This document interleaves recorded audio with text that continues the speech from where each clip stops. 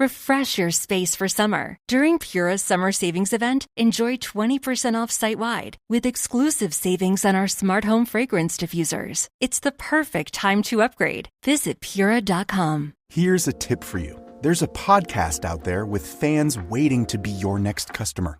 They tune in every week, they trust the host, and that host wants to talk about brands like yours in their own words to their audience. The problem is, you just haven't been introduced yet. We're Acast, where that introduction happens. As the world's largest podcast marketplace, we let you browse shows, see who's listening, and book host-read sponsorships or run your own ads, all from one platform. Transparent pricing, real-time data, complete control. Start advertising on podcasts by visiting acast.com/advertise.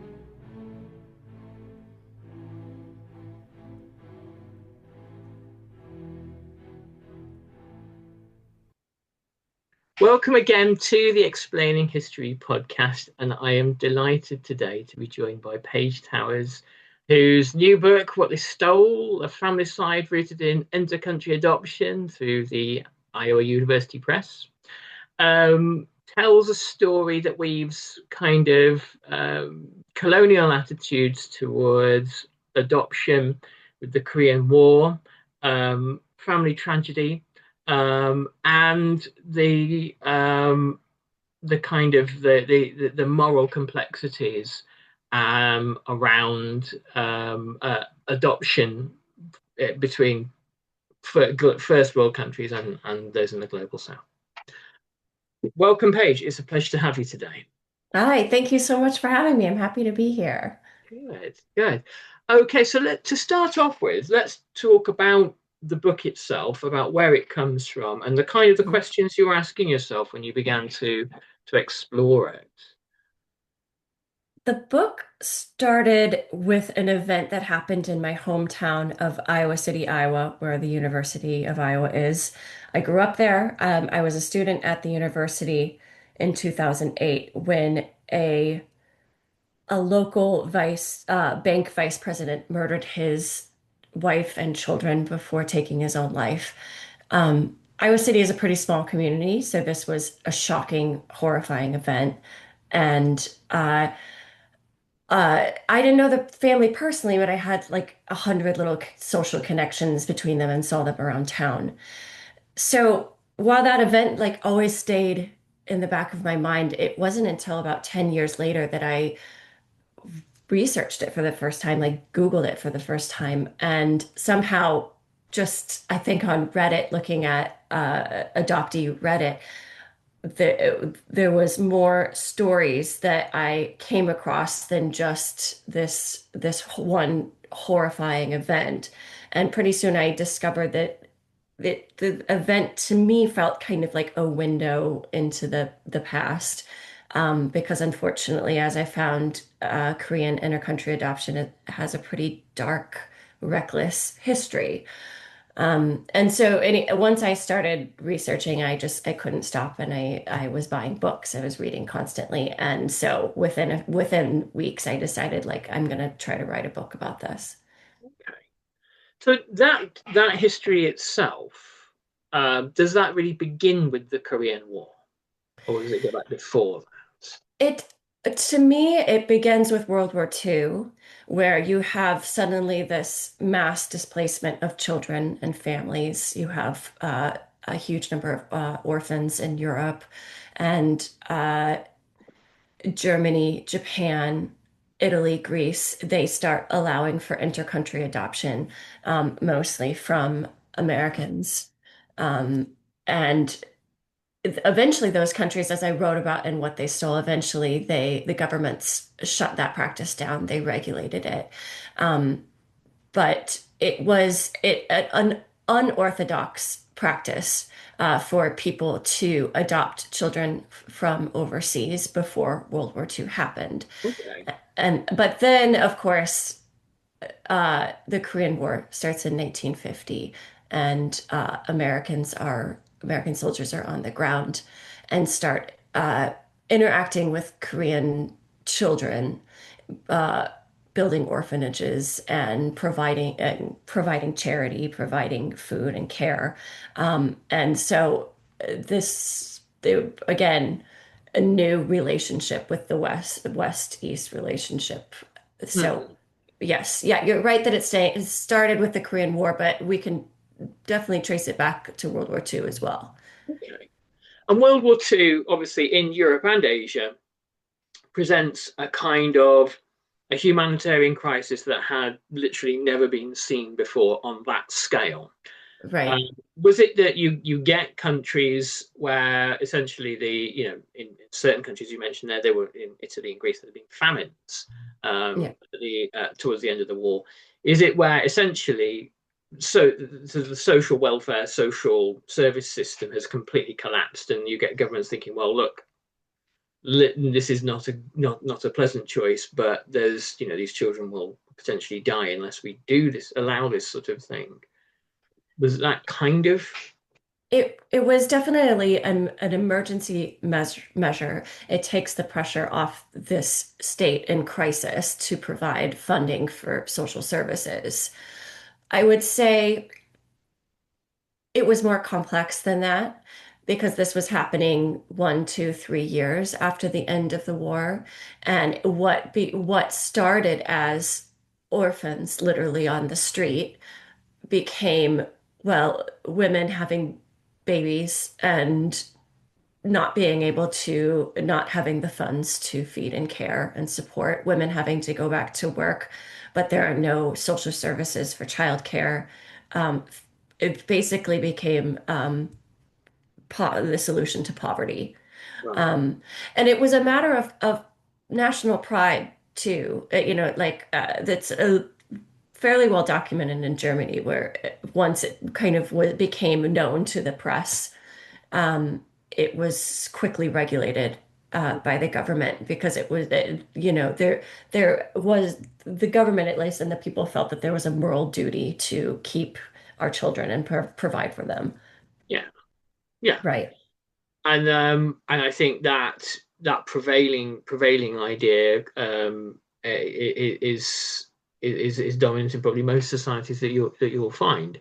Were American families doing this in a kind of a sort of missionary fashion, or is it seen as or were there a range of different motivations?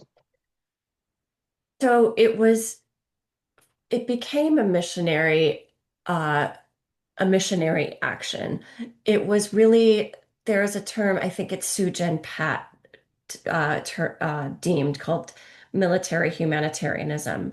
And so it started with American GIs and their families abroad, that were adopting children and sometimes adopting children in Europe and sometimes adopting them in a month or less, or adopting them by proxy through an agent there.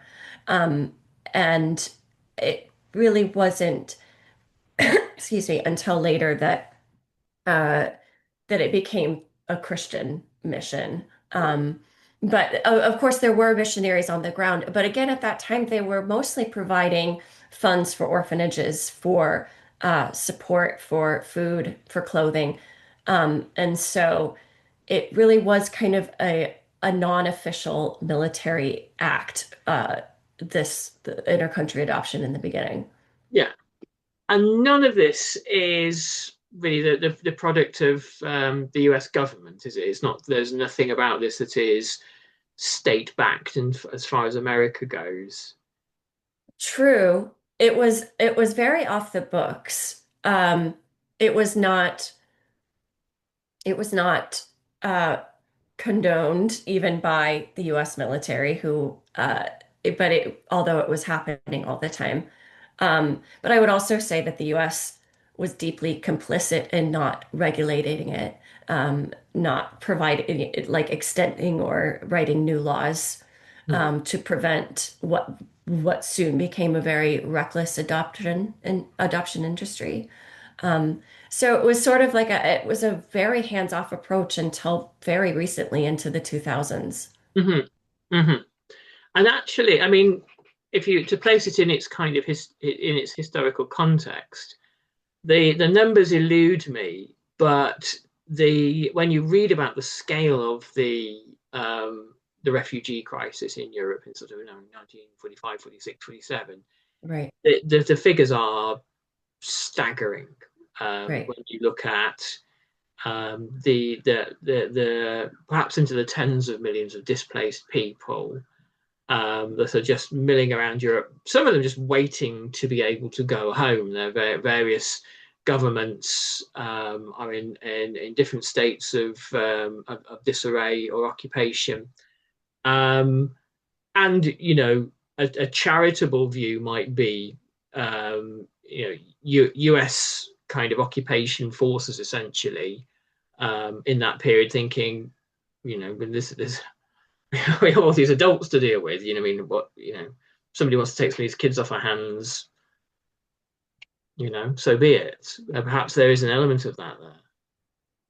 There is an element, and my goal with my book too, it was, and not that you're suggesting this, but it was not to condemn adoptive families because it should be stated that many adoptive families are loving and stable and Sure. meaningful and had good intentions. The one thing the book really challenged for me is the idea that good intentions automatically produce good systems, though. Um, Mm, it's compelling. This sort of intercountry adoption is compelling precisely because many people involved sincerely believed that they were helping. Yet there was enormous loss and dislocation and silencing still occurred alongside that humanitarian narrative. mhm. So moving forward a bit to look Mhm. at Korea and the aftermath of Korea. From the book talks about the beginnings of this um, transference of children from Korea to America. Many of them being the children of perhaps the illegitimate children of GIs that had sex with Mhm. local women, Mhm. perhaps not even knowing that they had children. How do we go from that to it simply being the children of Korean people in large numbers? Right.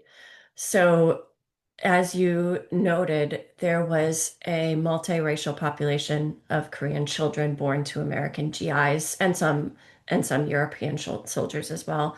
Um, and there's no real number. I think a good estimate is maybe there was like around 1,000 to 1,500 in 1955.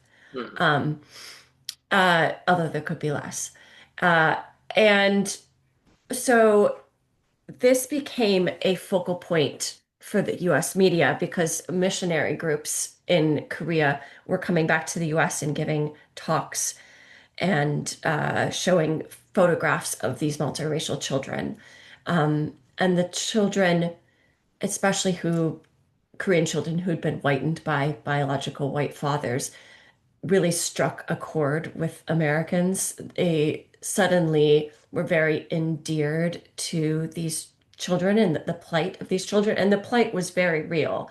Um, their uh, Korea was suffering immensely economically, um, but while the initial goal of the Holts, who are the focal point of my book, who started Holt International, the adoption agency, the focal point was to go in and find multiracial children and send them back to American families.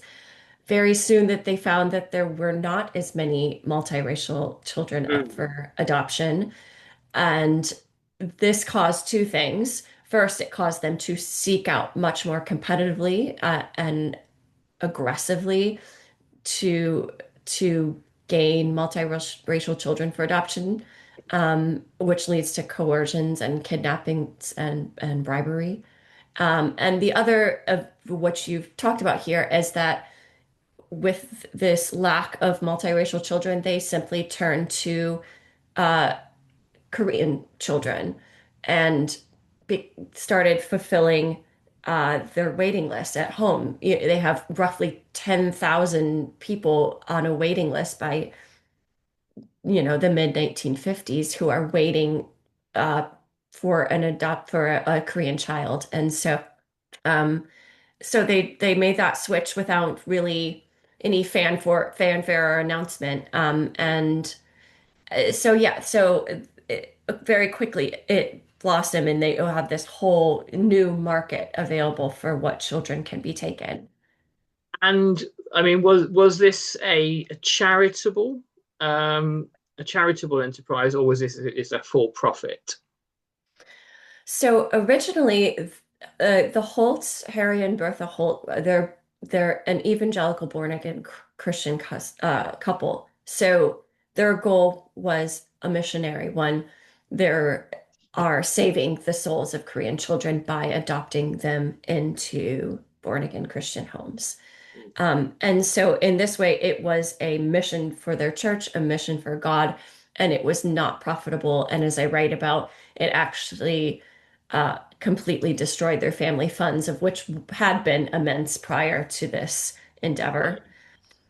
Um, it was not until later years after Harry's death and after the adoption agency expanded out of Korea and applied its model to other post-colonial or non-Christian majority countries that it, by the late 70s and then hugely in the 80s, it became a very competitive, very profitable industry. Um, and then we reach a point. I mean, to look at look at some very famous examples of kind of multiracial or interracial adoptions. There's been, various celebrities who I think probably it's not fair to name because you don't want to focus on their children and being like that. Sure, yeah. But that suddenly kind of that there seems to have been particularly in the countries where the adoptions where the adoptive parents are, a sort of like a change in the mood music around all of that, from maybe in the 90s and the 2000s, where it's suddenly seen as not some act of kind of munificence and charity, but something really quite uncomfortable, where something quite colonial. Mm-hmm. And I wonder, what do you think perhaps brought that kind of that change of sentiment? Sorry. Excuse me.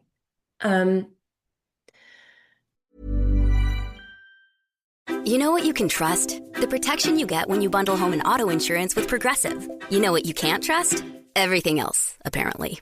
Like when you saw that article that said that thing you eat every day is a superfood and great for your gut health, but then 30 seconds later, a different article warns you to avoid it and it's taking years off your life. Well, which is it? Kind of a big difference there. Anyway, bundle home and auto insurance with Progressive for reliable coverage in a reliably unreliable world.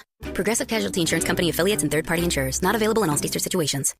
Spring weekends are all about family, sunshine, and enjoying the season together. Before everyone arrives, I stop by my local Total Wine & More to grab a great bottle. Maybe a favorite we already know and love, or something new to try with the meal. With so many bottles to choose from, it's easy to discover something amazing. And the lowest prices make it easy to grab an extra bottle for everyone. Find what you love and love what you find, only at Total Wine & More. Curbside pickup and delivery available in most areas. Visit TotalWine.com to learn more. Spirits not sold in Virginia and North Carolina. Drink responsibly. B21. Do you keep hearing podcast ads, like this one, for example, but always wonder how you actually get involved with them for your own brand or organization? Well, it's easier than you think. We're Acast, and we give you the platform to do it all yourself. Browse thousands of popular podcasts, choose the shows that match your perfect audience, set your budget, and launch. And if you want a hand, our podcast specialists are there to help you launch with confidence. This is podcast advertising without barriers. Get started at acast.com/advertise. Before the 90s and early 2000s, US media was publishing a lot of sentimental, positive, feel-good stories about adoptive families. And you kind of had you always had this narrative of the before and after. You have this suffering child in a quote unquote third world country, and now look at them like in this American middle class suburban home, like thriving. Yeah. And as you note, that narrative shifted a bit, but the connections are still clearly there. There was something I found that made me extremely uneasy, and I didn't realize what it was until later, but it was almost sort of a um, adoption, intercountry transracial adoption became kind of hip, or it was a way to be seen as your family is multicultural, love is love. There's a colorblind, um, sorry, what am I saying? There's a color blindness Yeah. happening there. And of course, it's always children of color being adopted into white families. We're not seeing the opposite happening. Um, and so there's also, I think, a specialness to adoption. It's, I think, as I've read about, and for some families, it can become almost addicting, and you're wanting to build your family through adoption, and you keep adopting children of color from different countries. It just became a bit romanticized by American celebrities, especially. Um, but yeah, of course, now I think we're seeing a different viewpoint due to adoptees themselves. They've been writing texts and reporting and forming activist groups and fighting for rights, where we're understanding that all along it was that was a disturbing in some ways. It was a kind of a reflection of colonialism, and that Yeah. maybe we need to reflect on intercountry adoption and how we're portraying it. Because the children who were brought from Korea to America in the 1950s, 60s, and 70s and onwards, they, I'm guessing, are not brought with their own culture intact. That kind of no, there aren't mums and dads at home studying, Korean and language and culture to, adoptive parents studying Korean language and culture to bring these children up as kind of culturally Korean. Right. Yes. Yes. It's always about white assimilation, and there's so many adopted people have written about identity loss, cultural loss, loss of home and family, loss of language and food, and um, and that was really glazed over, I think, because we were always, by we, I mean the media was always focused on adoptive families and their experiences, and the complexities of that was lost. And a lot of those complexities too don't come out until a child is older, a teenager in or early 20s, and by then, culturally, we're not so fascinated with them. We like to tell adoptee stories when kids are babies, when they're young, and so we yes, we missed a lot of that. And I think there's something to be said from in the 2000s, particularly about kind of the relative place of not just America, but the first world compared to the global south, compared to Asia. And the idea that these children in Korea are in poverty. Well, go to Korea now, go to Vietnam now, go to Taiwan, go to China, and you're not talking about poor countries. There's poverty there, but there's poverty in America, there's poverty in Great Britain. Right. But on the whole, these are not countries where you can realistically make the argument, we'll take these poor benighted children to this land of opulence and leave them from their kind of squalor. They've got very good railways these days, and because it becomes harder to make that argument, or no, it becomes harder to make an argument because the objective facts of the world are kind of changing at the moment. and also, I think hopefully people in Western countries are perhaps more sophisticated in how they see themselves and others these days than maybe 50 years ago. Mm-hmm. Coming back to the book, you talk about a lot of the hardships, and there's obviously this horrific murder that happened in your community. You said that the kind of almost like the naivety and the folly of these of the Holts led to catastrophes happening with children, and many sadly passing away, sometimes even before they'd arrived in America. Mm-hmm. What were the what did these children in transit to new families actually experience? So in the 1950s, the Holts radicalized the way that they were, not only the adoption industry, but the way that they were transferring children by starting something they called baby lifts. They found that it was much slower and more expensive to fly children commercially, flying 8 children maximum at a time from Korea to America. And so what Harry Holt did was he chartered an old Korean military plane where he removed a cargo plane. He removed the seats and was able to fit in, around 100 children on each flight. And the flights themselves were horrific. The cabins weren't pressurized. The children, some of them were only a couple of weeks old or younger. Some of them, these infants weighed 5 or 6 pounds. Many of them were suffering from pneumonia and tuberculosis and other ailments. And as you said, a lot of children didn't survive these flights. Instead of coalescing in a foster home or an orphanage or a welfare center of some type in Korea, which were prevalent by then. The Flights must have been freezing for one. Yes, the freezing. There was a lack of oxygen when the pilots flew too high, but then they'd have to fly low, and the turbulence would be so violent that everyone was vomiting. So you have 100 vomiting kids on a plane. It's hard to imagine. It's hard to imagine how horrific it was. But what ends up happening is that you have sometimes three children who perish on this long flight over.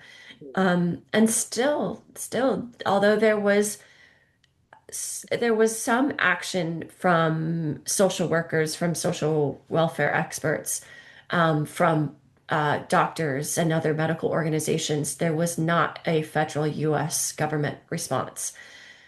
Ultimately, they still viewed the Holt's actions, which to adopt Korean children into U.S. homes, as this very anti-communist act. It was an example of American exceptionalism and American benevolence.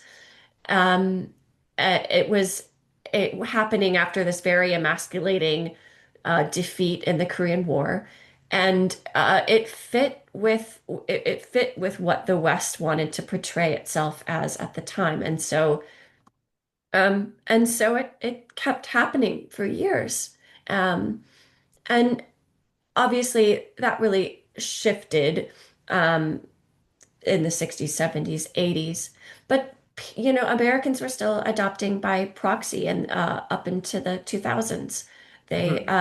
Meaning they never traveled to Korea. They didn't meet their child beforehand. They adopted sight unseen, just seeing a picture. And an agent would adopt their child for them, and then they would readopt them when they landed on American soil. Right. So, I mean, obviously, but you're an academic in the US, and this is essentially a US Korean story. Has it come to your kind of attention in any of the work you've done about any other kind of Western or first world countries that have done this on this scale, or is this particularly an American phenomenon? You've got social dialed in. Search is doing its thing. So why do your marketing results look the same as 6 months ago? That's because you're fishing in the same pond as everyone else. Podcast listeners are a different audience entirely. More engaged, harder to reach through traditional channels, and ready to act when someone they trust makes a recommendation. We're Acast, and we put them right in front of you. Browse thousands of the world's leading podcasts, book host reads or run your own ads, and track every conversion in real time. Same skills you already have, brand new results. Acast. Acast.com/advertise. This was originally an American phenomenon, but in the 80s, the demand for children was so high, and the competition between adoption agencies working out of Korea was was also so high that they started finding families and opening up adoption pipelines into Denmark and France, Sweden, the Netherlands. Um, there's more countries there, but um, very quickly, those countries adopted thousands of children from Korea. Um, and I think, Denmark especially is seeing the consequences of those actions. That adopted people there have developed incredible activist groups, and are fighting for truth and reconciliation, are fighting for their cases to be seen by the public and recognized by those governments for the first time, to see the harm that was done. And so I would say right now too that Europe, it seems to, from what I've read at least, it seems to be publicly and governmentally reconciling with the harms and complexities of that decision to allow this free flow of Korean children, whereas in the US, there still is not a public investigation, a governmental investigation at all into what went wrong. So whether, people will be able to hold the US government accountable for those past actions, obviously, in the Trump era, that seems highly unlikely, but in the future, who knows? I certainly would hope so. Yeah. Okay. Okay. And this project has obviously, I don't think you can write a project like this without it being intensely personal. And it seems to have had that kind of that resonance with you. Did you find the more you explored it and the more you wrote, the more, well, for want of a better way of looking at it, the more you felt connected to the stories, and the more you cared about it? It was extremely emotional. I was also raising my own young child while researching and writing this book, which heightened the intensity that I was experiencing. I also wrote very specifically about certain murder cases because, as I discovered, of course, the Supal murders in Iowa City in 2008 were far from the first case of Korean children being murdered by their adopted parents. And I felt extremely dedicated to turning up as much information and details about those cases as I could, and laying them out and writing those children's names down, some of them for the first time as far as I can find, because I felt that I owed it to them to try my best to shine a light on their deaths. Unfortunately, given the nature of adoption confidentiality laws and adoption agencies not really releasing records, I really was not able to shine a light on their lives so much, especially before their adoptions. Um, but it was, yeah, like you said, it was painful, and it's a painful history that one thing after another, from as I mentioned before, but like the coercion and the kidnappings and the neglect and the amount of children not only dying on baby lifts, but dying at the Holtz child centers in Korea, which were severely understaffed. It's I Yeah, on a personal note, I had to take many breaks. I had to take many dog walks.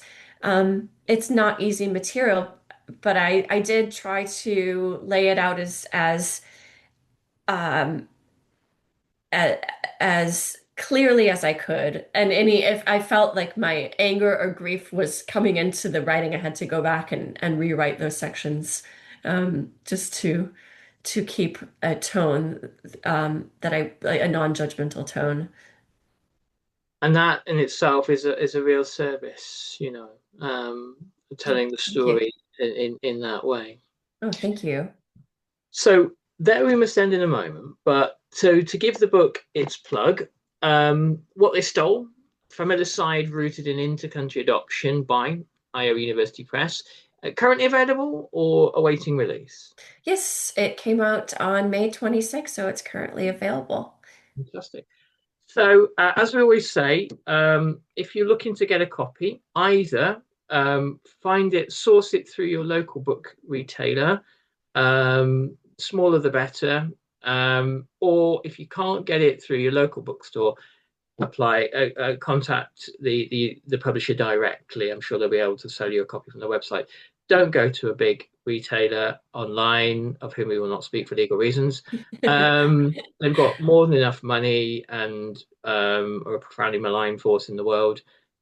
Go local, buy it from your local guys because you'll miss them when they're gone. Paige, it was a real honor to talk to you today, a real pleasure.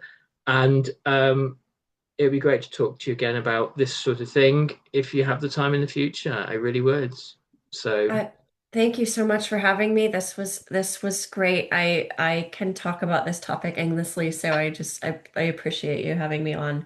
thank you so much. Well, good luck with the book and take good care. And hopefully we'll speak again sometime. Take good care now. Excellent. Yeah, definitely. Thank you. Bye-bye.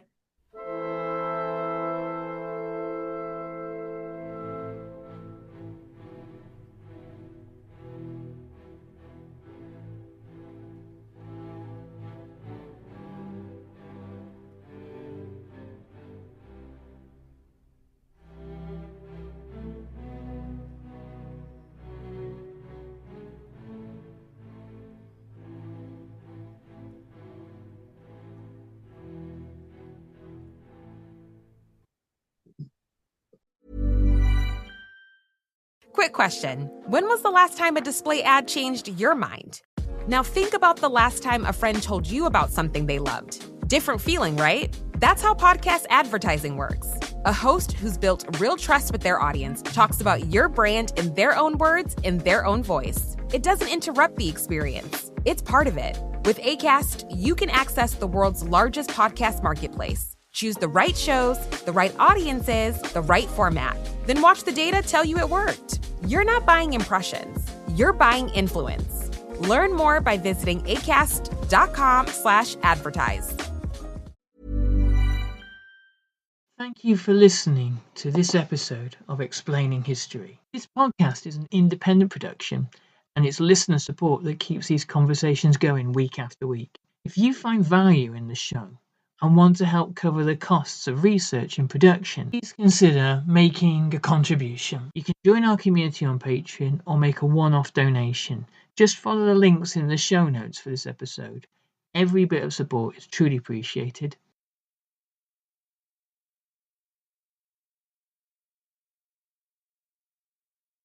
Thanks again for listening.